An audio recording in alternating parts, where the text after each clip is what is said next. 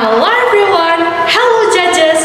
I'm Gabbriela Shalom from SMA Santa Maria II, Bandung.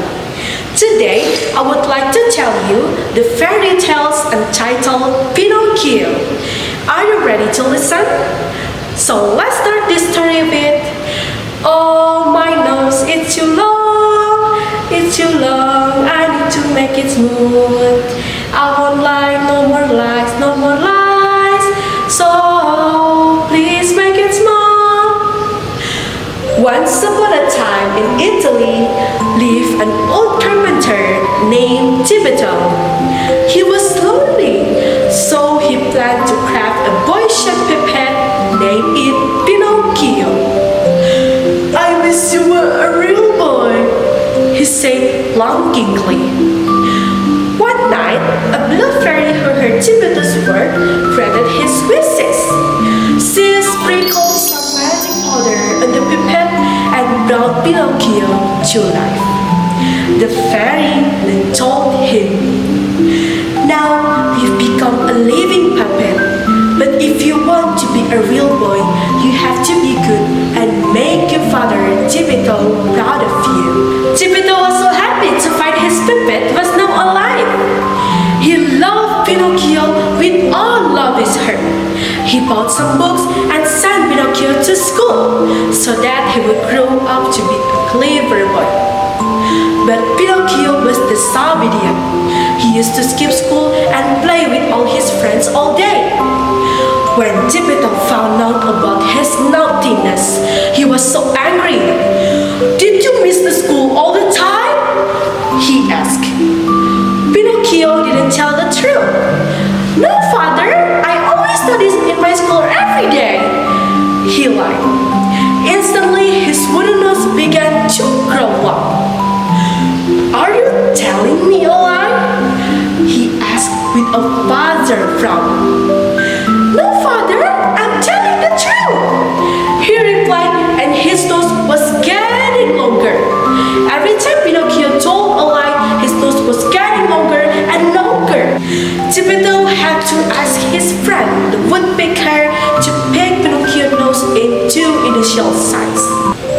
Every time he did a bad thing or naughtiness, Pinocchio used to give his word that he would be a good boy next time. In a little while, Pinocchio forgot all his promises. "School is not fun at all, and it's so boring. I don't want to study anymore. I want to have some great adventures," he thought. So Pinocchio decided to leave home and join a circus. However, Pinocchio soon realized that joining a circus was not fun at all. The poor Pinocchio must work all day, and since he stopped going to school, his ears now have become two large donkey ears. Pinocchio regretted leaving home and missed his father terribly. Then, one day, he heard terrible news that Tibeto had been looking for him, and now he had been swallowed up by a giant whale. Instantaneously, Pinocchio ran away from the circus and set off to rescue his father. Eventually, Pinocchio could find a giant whale. However, as soon as the whale saw him, it swallowed him up as well. Inside of its belly, Pinocchio saw his father. "Father, it's me, Pinocchio!" he shouted. They were so happy to see each other. "I've got an idea to get out of here," said Pinocchio. Then he began tickling the giant whale's stomach. As soon as it opened its mouth and was going to give a big sneeze, Pinocchio and Tibeto made their way to get out of the whale. In the end, Tibeto and Pinocchio got home safely. The blue fairy was so happy with Pinocchio's courage. As a gift, she magically turned Pinocchio into a real flesh and blood boy. Since that day, Pinocchio always kept his promises and never missed school again.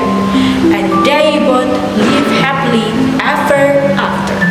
Well, For the moral value of the story, we are taught not to lie and obedient to parents. Ladies and gentlemen, thank you so much for listening to my story. And let's say, see you